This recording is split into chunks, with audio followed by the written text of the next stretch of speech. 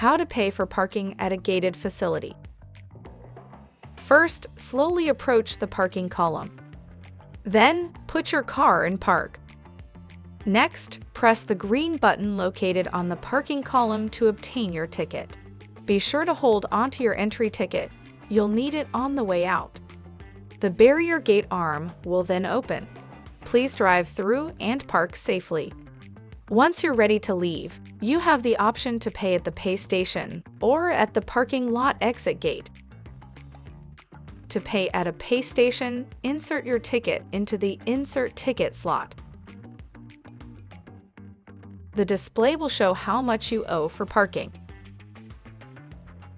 To pay with credit card or mobile wallet, tap your credit card or phone on the credit card reader. Alternatively, insert your credit card into the credit card slot. If preferred, you also have the option to pay with cash or coins. Your ticket will print and be dispensed out of the pay station.